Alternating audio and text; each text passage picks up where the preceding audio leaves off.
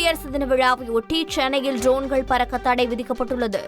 ட்ரோன்கள், microlight aircraft, paragliders, paramotors, hand gliders, hot air பலூன்கள் போன்றவற்றை சென்னை பெருநகர காவல் எல்லையில் பறக்கவிட 26ஆம் தேதி வரை தடை விதிக்கப்பட்டுள்ளது. 25, 26ஆம் தேதிகளில் அரசு விழாக்கள் தவிர மெரினா கடற்கரை உடைப்பாளர் சிலை, அதை சுற்றியுள்ள பகுதிகள், ராஜ்பவன் முதல் மெரினா கடற்கரை வரை மற்றும் முதல்வர் இல்லத்தில் இருந்து மெரினா கடற்கரை வரை செல்லும் வழித்தடங்கள் சிவப்பு மண்டலமாக அறிவிக்கப்பட்டுள்ளன.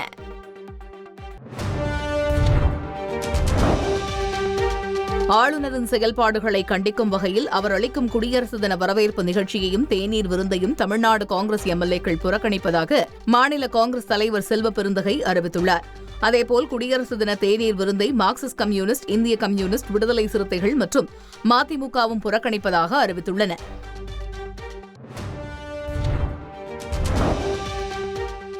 பிரபோவோ சுபியாந்தோ 2 நாள் பயணமாக இந்தியா வந்துள்ளார். இந்தோனேஷியாவின் 8வது அதிபராக கடந்த அக்டோபர் மாதம் பொறுப்பேற்றுக் கொண்ட இவர் முதல் வெளிநாட்டு பயணமாக இந்தியா வந்துள்ளார். வியாழக்கிழமை இரவு டெல்லி விமான நிலையத்தை வந்தடைந்த அவரை வெளியுறவுத்துறை இணையமைச்சர் பவித்ரா மார்கரீட்டா வரவேற்று அழைத்து சென்றார். பிரபோவோ சுபியாந்தோ டெல்லியில் வரும் 26ஆம் தேதி நடைபெறும் 76வது குடியரசு தின விழாவில் சிறப்பு விருந்தினராக கலந்து கொள்ள இருக்கிறார்.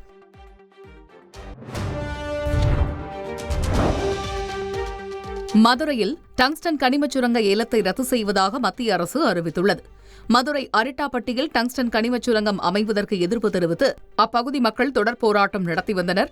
இந்நிலையில் டங்ஸ்டன் எதிர்ப்பு குழுவினர் மத்திய அமைச்சர் கிஷன் ரெட்டியை சந்தித்து திட்டத்தை ரத்து செய்யுமாறு கோரிக்கை விடுத்தனர். இதனைத் தொடர்ந்து அரிட்டாப்பட்டி பகுதியில் பல்லுயிர் பாரம்பரிய தளத்தின் முக்கியத்துவம் மற்றும் பாரம்பரிய உரிமைகளை பாதுகாப்பதை கருத்தில் கொண்டு டங்ஸ்டன் கனிம தொகுதியின் ஏலத்தை ரத்து செய்வதாக மத்திய அரசு அறிவித்துள்ளது.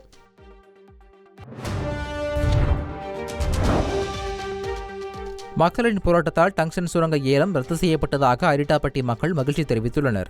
தங்களுக்கு ஆதரவாக களத்தில் போராடிய அரசியல் தலைவர்கள், பொதுமக்களுக்கும் நன்றி தெரிவித்துள்ளனர். டங்ஸ்டன் திட்டம் முழுமையாக கைவிடப்பட்ட நிலையில் மக்களின் உணர்வுக்கும் மாநில அரசின் உறுதிக்கும் மத்திய அரசு பணிந்துள்ளதாக முதல்வர் ஸ்டாலின் தனது சமூக வலைதள பக்கத்தில் பதிவிட்டுள்ளார். தான் முதலமைச்சராக இருக்கும் வரை தன்னை மீறி டங்ஸ்டன் சுரங்கம் அமையாது என்று முதல்வர் உறுதிபட தெரிவித்திருந்தார். இந்நிலையில் இனி மாநில அரசின் இசைவு பெறாமல் இத்தகைய சுரங்க ஏல அறிவிக்கைகளை மத்திய அரசு வெளியிடக்கூடாது என்றும் மாநில உரிமைகளுக்கு எதிரான சட்டங்களுக்கு அதிமுகவும் துணை போகக்கூடாது என்றும் வலியுறுத்தியுள்ளார்.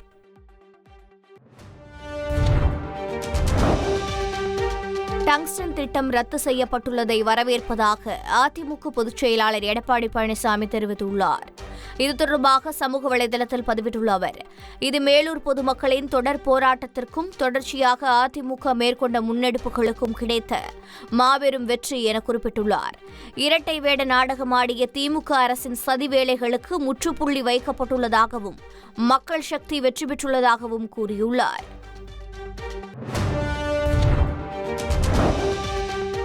டங்ஸ்டன் சுரங்க திட்டம் ரத்து செய்யப்பட்டதற்காக தமிழக பாஜக சார்பில் பிரதமர் மோடிக்கு நன்றி தெரிவிப்பதாக கூறிய பாஜக மாநில தலைவர் அண்ணாமலை, மேலூர் பகுதி மக்கள் இனி நிம்மதியாக தூங்குவார்கள் என தெரிவித்துள்ளார்.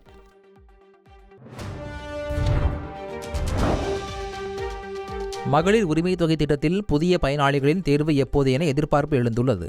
தமிழகத்தில் 1,14,65,525 மகளிருக்கு மாதம் 1000 ரூபாய் உரிமைத் தொகை வழங்கப்பட்டு வரும் நிலையில் திட்டத்தின் விதிகளுக்கு உட்பட்டு எவ்வளவு பேருக்கு கூடுதலாக வழங்க முடியுமோ அவ்வளவு பேருக்கும் வழங்கப்படும் என பேரவையில் துணை முதலமைச்சர் உதயநிதி ஸ்டாலின் உறுதியளித்துள்ளார். இந்த சூழலில் புதிய பயனாளிகள் தேர்வு குறித்து முதலமைச்சர் விரைவில் அறிவிப்பார் என தகவல் வெளியாகியுள்ளது.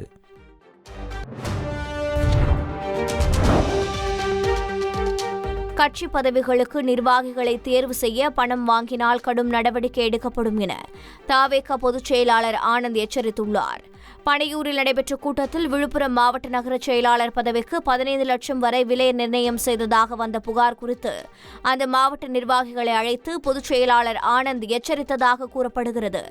மேலும் எந்தவித சமரசமும் இன்றி முறையாக நிர்வாகிகள் தேர்வு செய்யப்பட வேண்டும் என கட்சித் தலைவர் விஜய் அறிவுறுத்தியதாக ஆனந்த் கூறியுள்ளார்.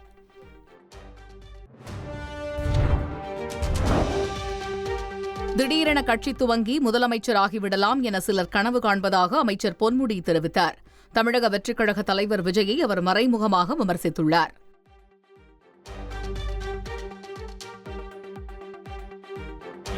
புதுசா கட்சி ஆரம்பிக்கிறோம்னா எங்கள்கிட்ட தாங்கிறாங்க இளைஞர்கள் எங்ககிட்ட சில பேர் சொல்லிட்டு இருக்கான். இங்கதான் மாநாட்டை ஆரம்பிச்சாரு. திடீர்னு அவர் போய் நான் எங்கேயோ போறேன்னு ஒருத்தர் போகிற இடத்துல கூட எதுவும் சரியா இல்லை. அந்த மாதிரி ஒருத்தப்பெல்லாம் இன்னைக்கு அரசியலுக்காக எதையோ விட்டுட்டு வராங்க. அன்னைக்கு இருந்த நடிகர்கள் எம்ஜிஆர் போன்றவர்களெல்லாம் வந்தார்கள் என்றால் கொள்கை பிடிப்போடு கழகத்திலே இணைந்து செயலாற்றி வந்தவர்கள். அப்படிலாம் இல்லாதவங்களாம் இன்னைக்கு திடீர்னு கட்சியாச்சு, திடீர்னு முதலமைச்சராகிடும் அப்படின்லாம் கனவு கண்டு கொண்டிருக்கிறார்கள்.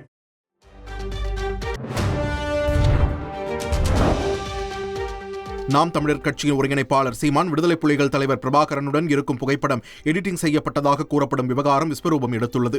இந்நிலையில் சீமானின் படத்தை எடிட்டிங் செய்ததாக கூறிய இயக்குனர் சங்ககிரி ராஜ்குமார் 15 ஆண்டுகளாக இது பற்றி ஏன் தெரிவிக்கவில்லை என்று சீமான் கேள்வி எழுப்பியிருந்தார். இதற்கு பதிலளித்த இயக்குனர் சங்ககிரி ராஜ்குமார் புகைப்பட எடிட்டிங்கை இணையத்தில் பலர் செய்து காட்டுவதாகவும் சீமானின் நண்பர் செங்கோட்டையன் பேசினால் உண்மை தெரியும் என்றும் தெரிவித்தார். தன்னை பற்றி பொய்யான தகவலை சீமான் கூறியுள்ளதாக கூறிய அவர் செல்போன் உரையாடல் ஆதாரத்தை சீமான் வெளியிட வேண்டும் என்றும் கேட்டுக்கொண்டார்.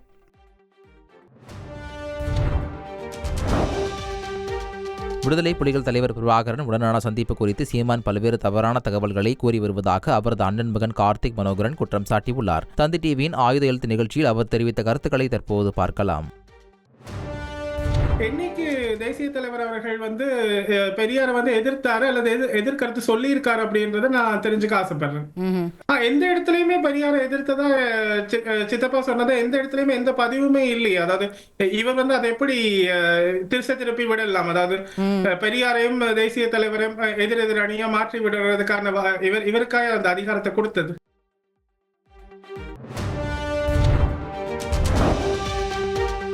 உலகின் 3வது மிகப்பெரிய பொருளாதாரம் கொண்ட சக்தியாக இந்தியா மாறும் நாள் வெகு தொலைவில் இல்லை என பிரதமர் மோடி தெரிவித்துள்ளார்.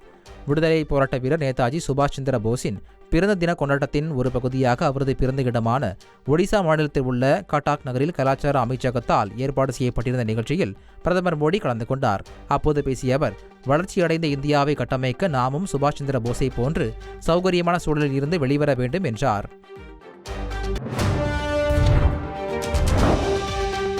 டெல்லியில் 5 ஆண்டுகளில் வேலையில்லா திண்டாட்டத்தை முடிவுக்கு கொண்டு வருவோம் என ஆம் ஆத்மி கட்சி ஒருங்கிணைப்பாளர் அரவிந்த் கெஜ்ரிவால் வாக்குறுதி அளித்துள்ளார். இது தொடர்பாக வீடியோ வெளியிட்ட அவர் வேலையில்லா திண்டாட்டத்தை போக்குவதற்கான திட்ட அறிக்கையை தன்னுடைய குழு தயாரித்து வருவதாக தெரிவித்தார். மேலும் பஞ்சாப் மாநிலத்தில் கடந்த 2 ஆண்டுகளில் 48,000 இளைஞர்களுக்கு அரசு வேலை வாய்ப்புகளை ஆம் ஆத்மி அரசு வழங்கி இருப்பதாகவும் தனியார் துறையில் 3 லட்சம் வேலை வாய்ப்புகளை வழங்க உதவி இருப்பதாகவும் அவர் குறிப்பிட்டார்.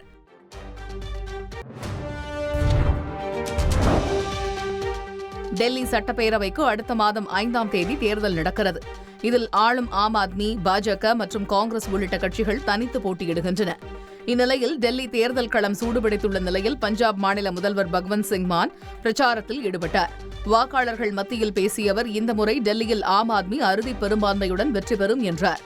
வேலைவாய்ப்பை உருவாக்கவும் கல்வி மேம்பாட்டுக்காகவும் தாங்கள் அரசியலை முன்னெடுப்பதாக பகவந்த் மான் தெரிவித்தார்.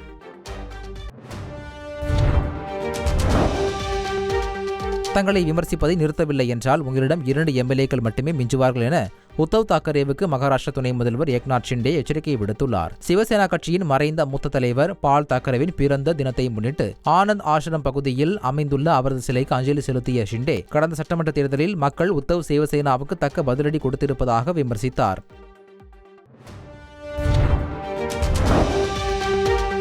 ரயில் தீப்பிடித்ததாக தேநீர் வியாபாரி வதந்தி பரப்பியதாலேயே நேற்றைய தினம் புஷ்பக் விரைவு ரயில் விபத்து நடந்ததாக மகாராஷ்டிர துணை முதல்வர் அஜித் பவார் தெரிவித்துள்ளார்.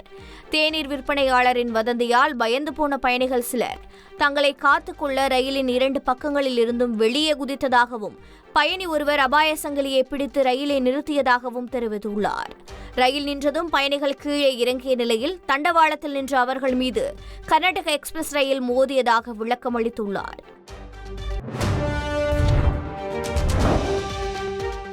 புஷ்பக் ரயில் விபத்து செய்தி அறிந்து மிகுந்த மனவேதனை அடைந்ததாக இசையமைப்பாளரும் நடிகருமான ஜிவி பிரகாஷ் தெரிவித்துள்ளார். தீ பரவியதாக யாரோ பரப்பிவிட்ட பொய் தகவலை இதற்கு காரணம் என்றும் அதனால் வதந்திகளை நம்பாமல் உண்மையை ஆராய்ந்து செயல்பட வேண்டும் என்றும் அவர் கேட்டுக்கொண்டுள்ளார்.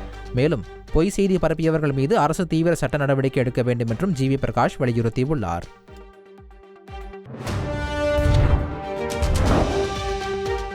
இமாச்சல பிரதேசத்தில் நிலவும் கடும் பனிப்பொழிவு சுற்றுலா பயணிகளை வெகுவாக கவர்ந்துள்ளது. மலைகள் வெள்ளை போர்வை போர்த்தியது போல் காட்சியளிக்கிறது. இந்த காலநிலையை அனுபவிக்க நாட்டின் பல்வேறு பகுதிகளில் இருந்தும் சுற்றுலா பயணிகள் இமாச்சல பிரதேசத்திற்கு செல்ல தொடங்கியுள்ளனர். கடும் குளிர் காரணமாக உள்ளூர் மக்கள் சாலையோரங்களில் தீ மூட்டி தங்கள் உடலை சூடேற்றி வருகின்றனர்.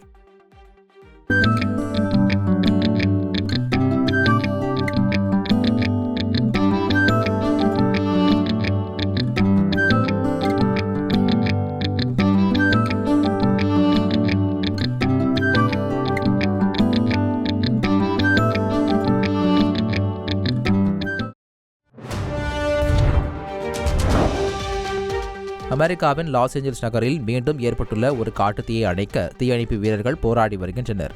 லாஸ் ஏஞ்சல்ஸ் நகரில் புறவழிச்சாலை அருகே பெல் ஏர் பகுதியை ஒட்டி இந்த காட்டுத்தீ ஏற்பட்டுள்ளது. ஹெலிகாப்டரில் இருந்து நீரை தூவி தீயை அணைக்க தீயணைப்பு வீரர்கள் போராடி வருகிறார்கள். அருகில் வசிப்பவர்கள் பாதுகாப்பான இடங்களுக்கு செல்லுமாறு தீயணைப்புத் துறையினர் அறிவுறுத்தி உள்ளனர்.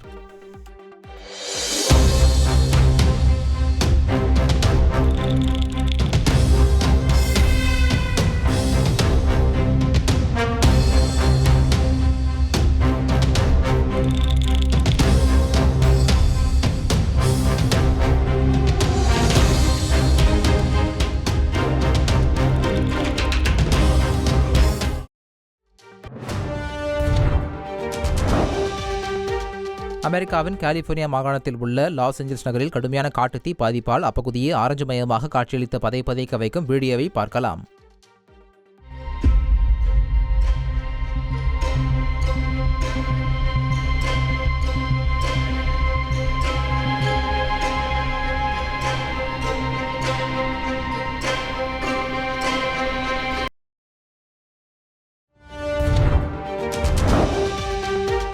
ஏமனில் ஹவுதி கிளர்ச்சியாளர்களால் சிறைப்பிடிக்கப்பட்ட 2 பல்கேரிய மாலுமிகள் 14 மாதங்களுக்கு பிறகு விடுவிக்கப்பட்டனர்.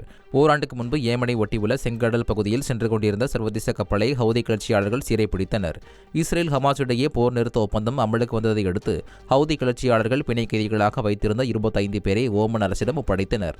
அவர்களில் பல்கேரியாவைச் சேர்ந்த 2 மாலுமிகள் ஓமனில் இருந்து பல்கேரியாவை வந்தடைந்தனர்.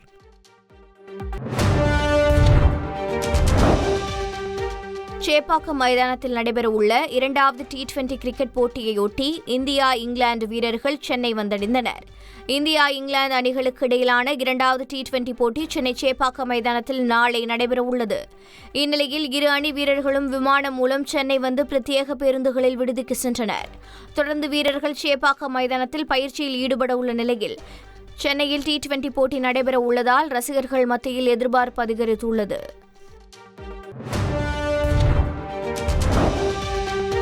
சென்னை சேப்பாக்கத்தில் இந்தியா இங்கிலாந்துக்கு இடையேயான 2வது T20 போட்டி நடைபெற உள்ளதை முன்னிட்டு மெட்ரோ ரயில் சேவை நீட்டிக்கப்பட்டுள்ளது. T20 கிரிக்கெட் போட்டியை ஒட்டி நள்ளிரவு 12 மணிக்கு அரசினர் தோட்டம் மெட்ரோ ரயில் நிலையத்தில் இருந்து விம்கோ நகர் பணிமனை விமான நிலையம் செல்லும் கடைசி மெட்ரோ ரயில் புறப்படும் என தெரிவிக்கப்பட்டுள்ளது. இதேபோன்று பரங்கிமலைக்கு செல்லும் பயணிகள் அறிஞர் அண்ணா ஆலந்தூர் மெட்ரோ ரயில் நிலையத்தில் வழித்தடம் மாற்றம் செய்யலாம் என தெரிவிக்கப்பட்டுள்ளது. போட்டி நுழைவுச்சீட்டை பயன்படுத்தியும் மெட்ரோவில் பயணிக்கலாம் எனவும் மெட்ரோ நிர்வாகம் தெரிவித்துள்ளது.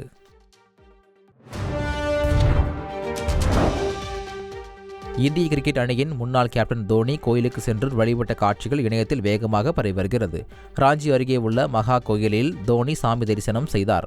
அவரை பார்த்த மகிழ்ச்சியில் ரசிகர்கள் புகைப்படம் எடுத்து மகிழ்ந்தனர்.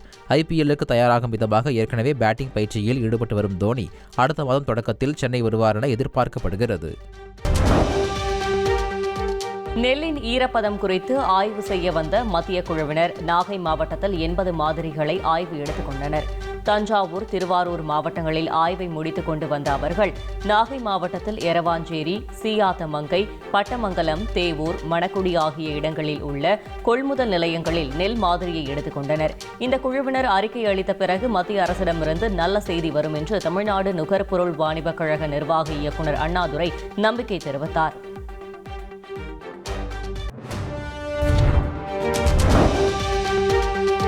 நாகை அருகே மழையால் நெற்பயிர்கள் சேதமடைந்ததால் நஷ்டமடைந்த விவசாயி மாரடைப்பு ஏற்பட்டு உயிரிழந்துள்ள சம்பவம் சோகத்தை ஏற்படுத்தியுள்ளது. 18 ஏக்கரில் சம்பா சாகுபடி செய்திருந்த பிரதப ராமபுரம் கிராமத்தைச் சேர்ந்த விவசாய தயாநிதி கடன் வாங்கி ஏக்கர் ஒன்றுக்கு 25,000 ரூபாய் செலவு செய்ததாக கூறப்படுகிறது. கடந்த சில நாட்களுக்கு முன் பெய்த மழையால் நெற்பயிர்கள் அனைத்தும் சேதமடைந்ததால் மனமுடைந்த விவசாயி மாரடைப்பு ஏற்பட்டு உயிரிழந்தார்.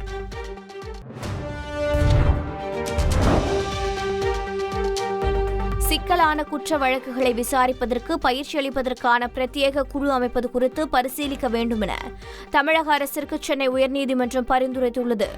குண்டர் சட்டத்தில் அடைக்கப்பட்டதற்கு எதிராக தாக்கல் செய்யப்பட்ட மனு சென்னை உயர்நீதிமன்றத்தில் விசாரணைக்கு வந்தது. அப்போது சட்டத்தின் மீது மக்களுக்கு நம்பிக்கை ஏற்படும் வகையில் குறிப்பிட்ட காலத்திற்குள் புலன் விசாரணையை முடிக்க வேண்டும் என கூறிய நீதிபதிகள், குற்ற வழக்குகள் முறையாக கையாளப்படுகிறதா என்பது குறித்து நடத்தப்படும் ஆய்வுக் கூட்டங்களை டிஜிபி மற்றும் உள்துறை செயலாளர் கண்காணிக்க வேண்டும் என தெரிவித்துள்ளனர். நாம் தமிழர் கட்சியைச் சேர்ந்த 3000 பேர் இன்று அறிவாலயத்தில் முதல்வர் ஸ்டாலின் முன்னிலையில் திமுகவில் இணைய உள்ளனர். நாம் தமிழர் கட்சியைச் சேர்ந்த 38 மாவட்ட நிர்வாகிகள் கடந்த 2021ஆம் ஆண்டு சட்டமன்ற தேர்தலில் நதக சார்பில் போட்டியிட்ட வேட்பாளர்கள் மற்றும் 2024 நாடாளுமன்ற தேர்தலில் போட்டியிட்ட வேட்பாளர்கள் உட்பட 3000 பேர் தங்களை திமுகவில் இணைத்துக் கொள்கின்றனர்.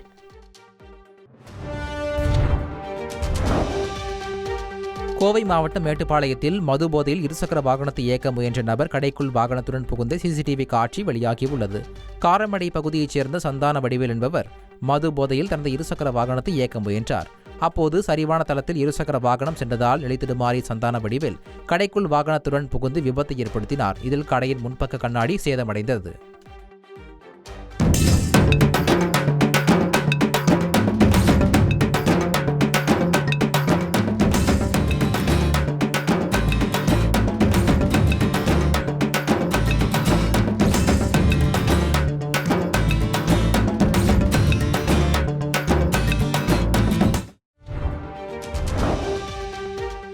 நர்சிங் வேலை வாங்கி தருவதாக கூறி குவைத்திற்கு அழைத்துச் சென்று அடித்து கொடுமைப்படுத்தியதாக டிஜிபி அலுவலகத்தில் பாதிக்கப்பட்ட இளம்பெண்கள் கண்ணீர் மல்க புகார் அளித்தனர். ராமநாதபுரம் மாவட்டத்தைச் சேர்ந்த 3 இளம்பெண்களும் குமரியைச் சேர்ந்த ஏஜென்ட் பெலியா என்பவரிடம் 2.5 லட்சம் ரூபாய் பணம் கொடுத்து கடந்த ஆண்டு மே மாதம் குவைத்திற்கு வேலைக்கு சென்ற நிலையில் அங்கு நர்சிங் வேலைக்கு பதில் தங்களை வீட்டு வேலையில் அமர்த்தி தொடர்ச்சியாக அடித்து ஊதியம் தராமல் கொடுமைப்படுத்தியதாக கூறியுள்ளனர்.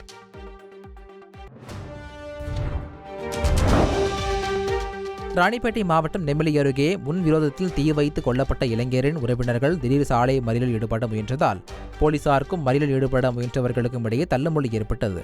கடந்த 16ஆம் தேதி இருதரப்புக்கு இடையே ஏற்பட்ட மோதலில் தீ வைத்து எரிக்கப்பட்ட தமிழரசன் சிகிச்சை பலனின்றி உயிரிழந்தார்.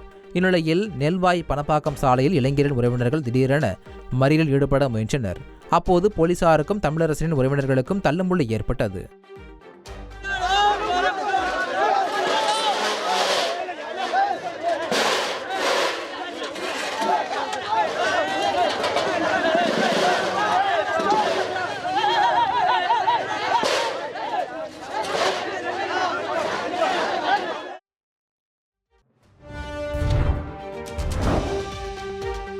ராணிப்பேட்டை மாவட்டம் நெமிலி அருகே இளைஞர் பெட்ரோல் ஊற்றி தீ வைத்து கொல்லப்பட்ட சம்பவத்திற்கு முதல்வர் பொறுப்பேற்க வேண்டும் என பாமக தலைவர் அன்புமணி ராமதாஸ் தெரிவித்துள்ளார்.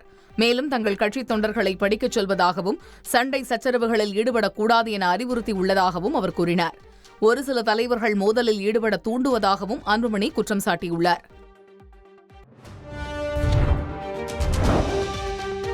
கேரள மாநிலம் மலப்புரம் மாவட்டத்தில் கிணற்றில் விழுந்த காட்டு யானையை மீட்க முடியாமல் வனத்துறையினர் போராடி வருகின்றனர். சனி என்பவரின் விவசாய நிலத்தில் இருந்த 25 அடி ஆழம் கொண்ட பாழடைந்த கிணற்றில் யானைகள் கூட்டத்தில் இருந்து தெரியாமல் ஒரு யானை தவறி விழுந்துள்ளது. யானை உயிருடன் மீட்க தேவையான முயற்சிகள் அனைத்தும் மேற்கொள்ளப்பட்டு வருகின்றன.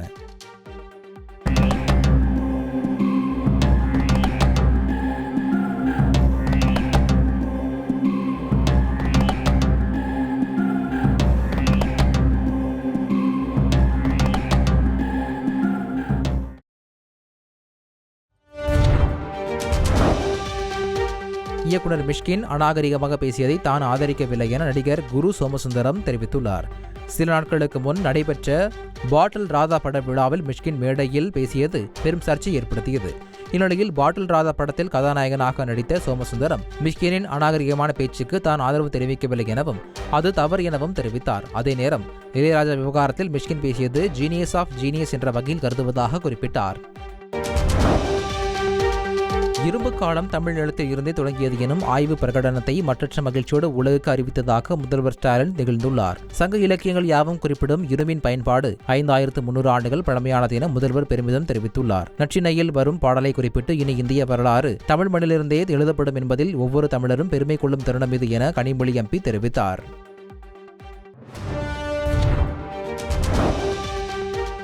இந்தியாவின் செழுமையான பாரம்பரியம் உலகிற்கு தொடர்ந்து ஊக்கமளிப்பதாக தமிழகத்தை குறிப்பிட்டு மக்களவை எதிர்க்கட்சித் தலைவர் ராகுல் காந்தி பெருமிதம் தெரிவித்துள்ளார்.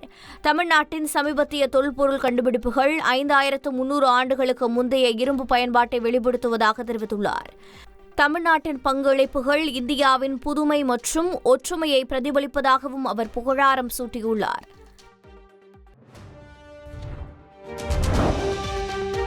நடிகர் சயிஃப் அலிகான் உண்மையிலேயே கத்தியால் குத்தப்பட்டாரா என சந்தேகமாக உள்ளது என்று மகாராஷ்டிரா அமைச்சர் நிதிஷ் ராணே பேசியிருப்பது சர்ச்சை ஏற்படுத்தியுள்ளது. மும்பை பாந்திரா பகுதியில் கடந்த 16ஆம் தேதி நடிகர் சயிஃப் அலிகானின் குடியிருப்புக்குள் புகுந்த கொள்ளையன் அவரை கத்தியால் குத்திவிட்டு தப்பிச் சென்றான். இதில் காயமடைந்த சயிஃப் அலிகான் 5 நாள் சிகிச்சைக்கு பிறகு வீடு திரும்பினார். இந்நிலையில் நடிகர் சயிஃப் அலிகான் மருத்துவமனையில் இருந்து வெளியே வந்த காட்சியை பார்க்கும்போது அவர் உண்மையிலேயே கத்தியால் குத்தப்பட்டாரா அல்லது நடிக்கிறாரா என்று சந்தேகமாக உள்ளது என அமைச்சர் நிதிஷ் ராணே கூறியுள்ளார். அவருடைய பேச்சு அரசியல் வட்டாரத்தில் சர்ச்சையை ஏற்படுத்தியுள்ளது. அரசின் முயற்சிகள் போக்குவரத்து துறை முழுமையாக தனியார் மயப்படுத்துவதை போல உள்ளதாக அண்ணா தொழிற்சங்க பேரவை செயலாளர் கமலக்கண்ணன் குற்றம் சாட்டியுள்ளார். சென்னை புறநகர் பகுதிகளில் தனியார் மினி பஸ்கள் இயக்க அனுமதி கொடுக்கப்பட்டிருப்பதை சுட்டிக்காட்டி பேசிய அவர், தனியார் மூலம் மினி பஸ் இயக்கும் முடிவை அரசு கைவிடவில்லை என்றால் 79 சங்கங்களையும் ஒருங்கிணைத்து மாநிலம் தழுவிய அளவில் போராட்டம் நடத்தப்படும் என்றும் எச்சரிக்கை விடுத்தார்.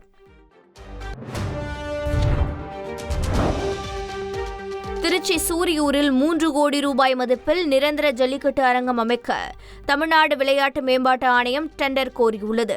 சூரியூர் கிராமத்தில் முதலமைச்சர் மினி விளையாட்டு அரங்கம், ஜல்லிக்கட்டு அரங்கம் கட்டுவதற்கு விருப்பமுள்ள நிறுவனங்கள் பிப்ரவரி 4ஆம் தேதி மாலை 4 மணிக்குள் விண்ணப்பிக்கலாம் என தெரிவிக்கப்பட்டுள்ளது. மேலும் ஒப்பந்தம் வழங்கி தளத்தை ஒப்படைத்த நாளிலிருந்து 270 நாட்களுக்குள் இந்த பணியை முடிக்கவும் அறிவுறுத்தப்பட்டுள்ளது.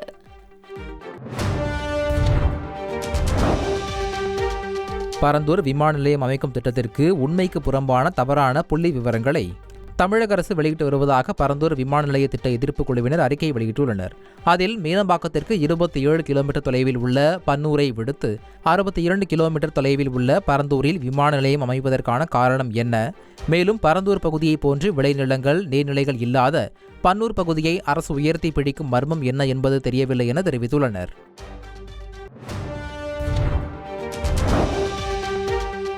திருவண்ணாமலையில் ஆக்கிரமிப்பை அகற்றிய போது மூதாட்டி ஒருவர் திடீரென மயங்கி விழுந்ததால் பரபரப்பு ஏற்பட்டது. ஆரணி டவுன் காமராஜ் தெருவில் நீர்நிலைகளை ஆக்கிரமித்து கட்டப்பட்ட வீடுகளை அதிகாரிகள் அகற்றினர். அப்போது குடியிருப்பு வாசிகள் வட்டாட்சியருடன் வாக்குவாதத்தில் ஈடுபட்டதால் பெரும் பரபரப்பு ஏற்பட்டது. விஜயா என்ற மூதாட்டி தன் வீட்டில் இருந்த உடைமைகளை கண்ணீருடன் வெளியில் எடுத்துச் சென்ற காட்சி கலங்க வைத்தது. சில நிமிடங்களில் மூதாட்டி திடீரென மயங்கி விழுந்த நிலையில் உடனடியாக அவர் மருத்துவமனையில் அனுமதிக்கப்பட்டார்.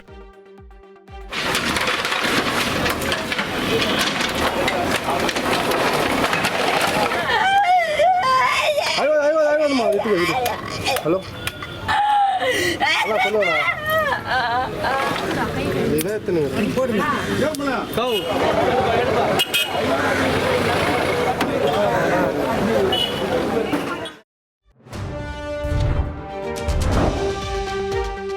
சேலம் அருகே 3 வயது குழந்தை தலையில் காயத்துடன் உயிருக்கு போராடும் நிலையில் குழந்தையின் தாய் மீதும் அவரது 2வது கணவர் மீதும் உறவினர்கள் குற்றம் சாட்டியுள்ளார். சண்முகப்பிரியா என்கிற இளம்பெண் முதல் கணவரான பசுபதியை பிரிந்து தனது 2 ஆண் குழந்தைகளுடன் தமிழரசன் என்பவருடன் வசித்து வந்துள்ளார். இவரது 3 வயது மகனான வெற்றிமாறன் தலையில் இரத்த கசிவு ஏற்பட்டு உயிருக்கு ஆபத்தான நிலையில் சேலம் அரசு மருத்துவமனையில் அனுமதிக்கப்பட்டுள்ளார். இந்நிலையில் சண்முகப்பிரியாவின் 2வது கணவர் மதுபோதையில் தாக்கியதாலேயே சிறுவன் உயிருக்கு போராடுவதாக உறவினர்கள் குற்றம் சாட்டியுள்ளனர்.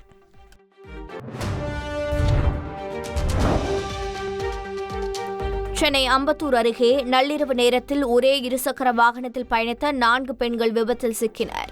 அம்பத்தூர் அருகே உள்ள கள்ளிக்குப்பம் சர்வீஸ் சாலையில் இருசக்கர வாகனத்தில் சென்ற 4 பெண்கள் பக்கவாட்டில் இருந்த வாகனங்கள் மீது மோதி கீழே விழுந்தனர். இதில் காயமடைந்த ஒரு பெண் வலியால் துடித்த நிலையில் மீண்டும் அனைவரும் அதே வாகனத்தில் ஏறி அங்கிருந்து புறப்பட்டனர். இதன் சிசிடிவி காட்சிகள் வெளியாகியுள்ளது.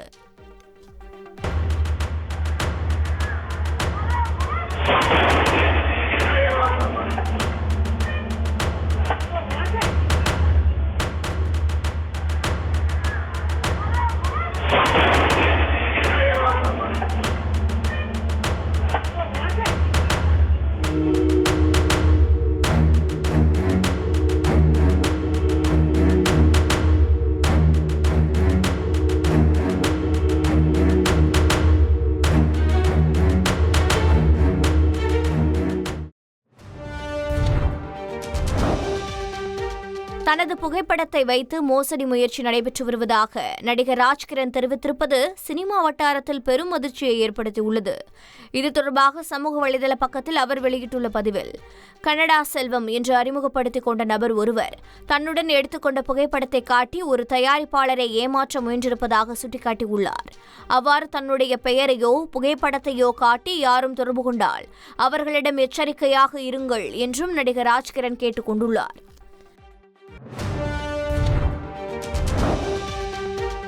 இந்திய கிரிக்கெட் ஜாம்பவான் வீரேந்திர சேவாக் தனது மனைவியை பிரிந்து விட்டதாக தகவல் பெறவருகிறது. சேவாக் ஆர்த்தி தம்பதி கடந்த 2004ஆம் ஆண்டு திருமணமான நிலையில் இருவருக்கும் 2 மகன்கள் உள்ளனர். கருத்து வேறுபாடு காரணமாக கடந்த சில மாதங்களாக சேவாக்கும் ஆர்த்தியும் பிரிந்து வாழ்வதாக தகவல் பரவி வருகிறது. இன்ஸ்டாகிராமில் இருவரும் அன்ஃபாலோ செய்துள்ள நிலையில் விரைவில் விவாகரத்துக்கு விண்ணப்பிக்க உள்ளதாக வட இந்திய செய்தி நிறுவனங்கள் தெரிவித்துள்ளன. இந்திய சுதந்திரம் குறித்து ஆளுநர் ரவி சர்ச்சைக்குரிய வகையில் கருத்து தெரிவித்துள்ளார். நேதாஜி சுபாஷ் சந்திரபோஸின் 128வது பிறந்தநாள் விழா திருச்சி பாரதிதாசன் பல்கலைக்கழகத்தில் நடைபெற்றது. இவ்விழாவில் பங்கேற்று உரையாற்றிய ஆளுநர் ரவி, வெள்ளையனே வெளியேறு இயக்கத்தின் மூலம் இந்தியாவிற்கு சுதந்திரம் கிடைக்கவில்லை என்றும், நேதாஜியின் INA நடத்திய போராட்டங்களால் தான் ஆங்கிலேயர்கள் இந்தியாவிற்கு சுதந்திரம் தந்தார்கள் எனவும் தெரிவித்தார்.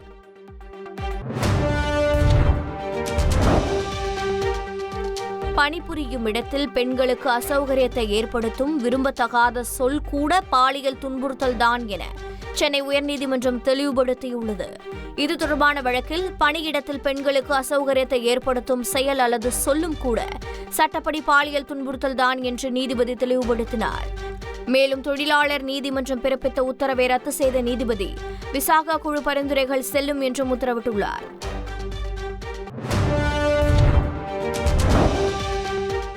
திருமணமான பெண்களுக்கு எதிரான வன்முறைகளை தடுக்க சட்டம் இருப்பது போல ஆண்களுக்கும் சட்டம் தேவை என டெல்லி உயர்நீதிமன்றம் தெரிவித்துள்ளது.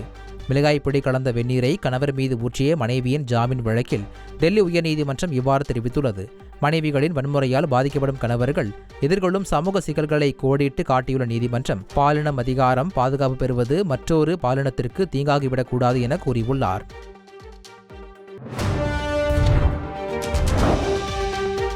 கள்ளக்குறிச்சி மாவட்டம் சங்கராபுரம் அருகே அதிமுக நிர்வாகி மீது திமுக நிர்வாகிகள் சரமாரியாக தாக்குதல் நடத்திய சம்பவம் அதிர்ச்சியை ஏற்படுத்தியுள்ளது.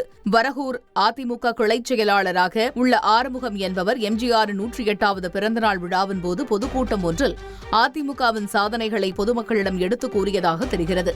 இதில் ஆத்திரமடைந்த திமுக நிர்வாகி காசிவேல் என்பவர் ஆதரவாளர்களுடன் சென்று ஆறுமுகத்தின் குடும்பத்தினரையும் அவரது வீட்டையும் தாக்கியுள்ளார். இதில் காயமடைந்தவர்கள் சிகிச்சை பெற்று வரும் நிலையில் தாக்குதல் காட்சி வைரலாகி உள்ளது.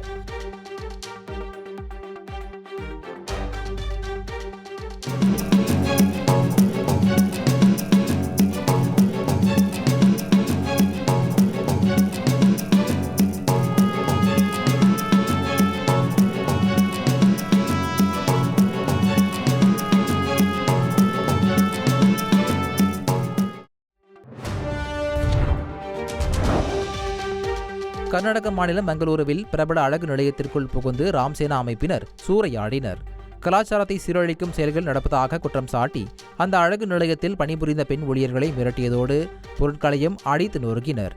இந்த வீடியோ வேகமாக பரவிய நிலையில் சம்பவத்தில் தொடர்புடைய நபர்களை உடனடியாக கைது செய்ய அம்மாநில உள்துறை அமைச்சர் ஜி பரமேஸ்வரா உத்தரவிட்டார். இது தொடர்பாக சிலரை போலீசார் கைது செய்தனர்.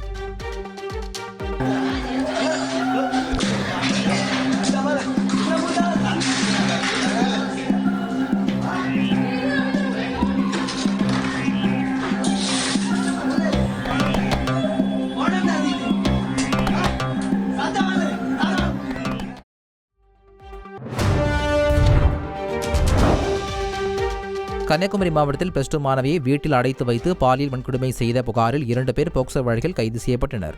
ஆசை வார்த்தைகள் கூறி தனியார் பள்ளி மாணவியை வீட்டிற்குள் அழைத்துச் சென்று சீரழித்ததாக ஃபைசல் கான், ரித்தீஷ் ஆகியோரை மார்த்தாண்டம் அனைத்து மகளிர் காவல் நிலைய போலீசார் போக்சோ வழக்கில் கைது செய்து சிறையில் அடைத்தனர். மாவட்ட SP உத்தரவின் பேரில் இருவரும் குண்டர் சட்டத்தில் சிறையில் அடைக்கப்பட்டனர்.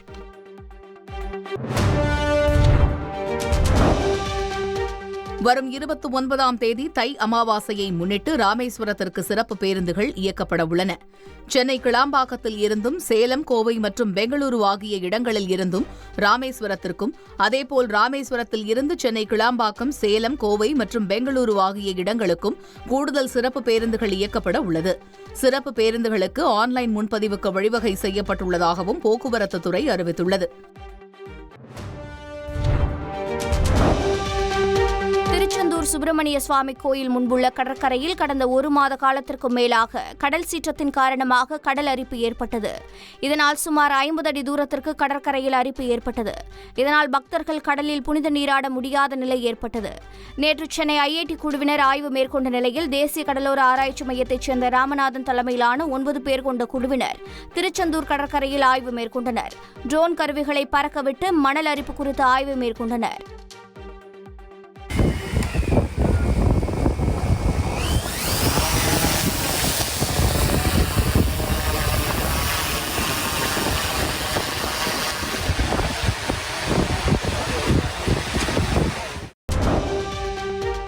ஸ்பெயின் அருகே பாதி மூழ்கிய நிலையில் நடுக்கடலில் நின்று கொண்டிருந்த நீர்மூழ்கிய கப்பலை போலீசார் மீட்டு கரைக்கு கொண்டு வந்தனர்.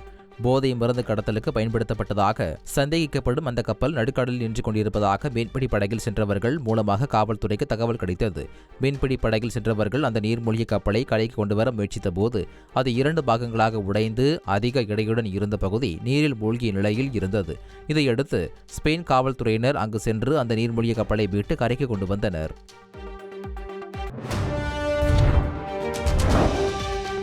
உக்ரைனுடனான போரை முடிவுக்கு கொண்டு வருவதற்கு ரஷ்ய அதிபர் புதினை தாம் விரைவில் சந்திக்க விரும்புவதாக அமெரிக்க அதிபர் டொனால்ட் ட்ரம்ப் கூறியுள்ளார். சுவிட்சர்லாந்தின் டாவோஸ் நகரில் நடைபெற்று வரும் உலக பொருளாதார அமைப்பின் உச்சி மாநாட்டில் ட்ரம்ப் காணொலி முறையில் கலந்து கொண்டு பேசினார். அப்போது போர் மிகவும் கொடூரமானது என்றும் அதை நாம் நிறுத்தியாக வேண்டும் என்றும் கூறியுள்ளார். போர்க்களத்தில் அழகான இளைஞர்கள் கொல்லப்பட்டுள்ளனர் என்று கூறிய அவர், பொருளாதார காரணங்களுக்காக இல்லாமல் லட்சக்கணக்கான உயிர்கள் அழிவதை தடுப்பதற்காக போரை நிறுத்த வேண்டும் என்றும் கூறியுள்ளார். உத்தரப்பிரதேச மாநிலம் பிரயாக்ராஜில் கடந்த 13ஆம் தேதி தொடங்கிய மகா கும்பமேளா பிப்ரவரி 26ஆம் தேதி வரை நடைபெறுகிறது. இந்தியா மற்றும் வெளிநாடுகளில் இருந்து லட்சக்கணக்கான பக்தர்கள் தினமும் திரிவேணி சங்கமத்தில் புனித நீராடி வருகின்றனர். இதுவரை 10 கோடிக்கும் அதிகமான பக்தர்கள் கும்பமேளாவில் பங்கேற்று புனித நீராடி உள்ளனர். இன்னும் சில நாட்களில் அமாவாசை தினம் வரை இருப்பதால் கும்பமேளாவிற்கு வரும் பக்தர்களின் எண்ணிக்கை மேலும் அதிகரிக்கும் என எதிர்பார்க்கப்படுகிறது.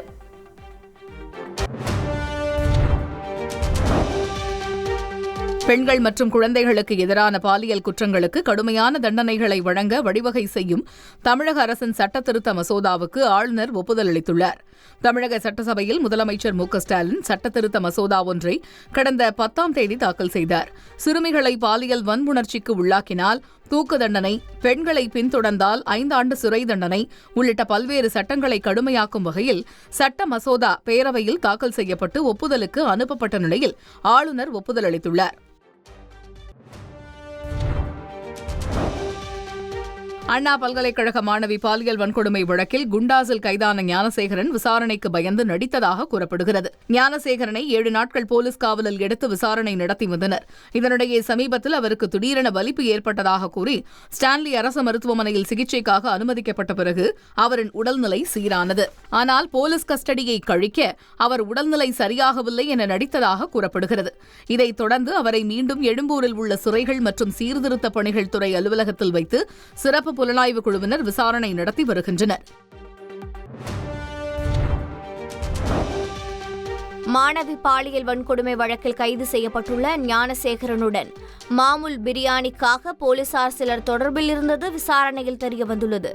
ஞானசேகரனின் செல்போனை ஆய்வு செய்ததில் அடையாரைச் சேர்ந்த 6 காவலர்கள் தொடர்ச்சியாக அவரை தொடர்பு கொண்டு பேசியது கண்டறியப்பட்டுள்ளது. இது தொடர்பான விசாரணையில் ஞானசேகரனின் பிரியாணி கடையில் இந்த காவலர்கள் பணமில்லாமல் பிரியாணி மாமூல் வாங்கி சென்றது தெரியவந்துள்ளது.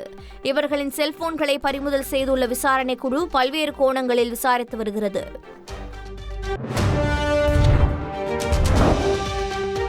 திண்டுக்கல் மாவட்டத்தில் உள்ள பழனி, ஒட்டஞ்சத்திரம், ஆத்தூர், வேடசந்தூர், நிலக்கோட்டை, நத்தம் ஆகிய பகுதிகளில் இருந்து 8 பேர் உன்னிக் காய்ச்சலால் பாதிக்கப்பட்டு திண்டுக்கல் அரசு மருத்துவக் கல்லூரி மருத்துவமனையில் அனுமதிக்கப்பட்டனர். இதில் திண்டுக்கல் மருத்துவ வட்டத்தில் இருந்து 4 நபர்களும், பழனி மருத்துவ வட்டத்தில் இருந்து 4 நபர்களும் சிகிச்சையில் இருந்து வருகின்றனர். பழனி முருகன் கோயிலில் கடந்த 23 நாட்களில் பக்தர்கள் செலுத்திய காணிக்கை தொகை 6 கோடி தாண்டி உள்ளது. முருகன் கோயில் உண்டியல் காணிக்கையை எண்ணும் பணி 2 நாட்களாக நடைபெற்றது. இதில் 6 கோடி 39 லட்சம் ரூபாய் ரொக்கமாக கிடைத்துள்ளது. மேலும் 1800 கிராம் தங்கம் மற்றும் வெள்ளி பொருட்களை பக்தர்கள் காணிக்கையாக செலுத்தியிருப்பதாக அறநிலையத்துறை அதிகாரிகள் தகவல் தெரிவித்துள்ளனர். திருச்செந்தூர் கோயில் ராஜகோபுரத்தில் வீரபாண்டிய கட்டபொம்மன் காலத்தில் ஒலித்த கோபுரமணி புதுப்பிக்கப்பட்டு மீண்டும் ஒலிக்க தயாராகி வருகிறது. கிபி 18ஆம் நூற்றாண்டில் வீரபாண்டிய கட்டபொம்மன் காலத்தில் நாள்தோறும் 12 மணிக்கு நடைபெறும் உச்சிகால பூஜை முடிந்ததும் இந்த கோபுரமணி ஒலிக்கப்படும் என்றும் கூறப்படுகிறது. இந்த கோபுரமணி ஒலிக்கப்பட்ட பின்னரே வீரபாண்டிய கட்டபொம்மன் மதிய உணவை உண்டதாக சொல்லப்படுகிறது. இந்நிலையில் புதுப்பிக்கப்பட்டு கோபுரத்தின் 7வது நிலையில் பழமை மாறாமல் பொருத்தப்பட்டுள்ள பிரம்மாண்ட மணி மீண்டும் ஒலிக்க இருப்பதால் பக்தர்கள் மகிழ்ச்சியடைந்துள்ளனர்.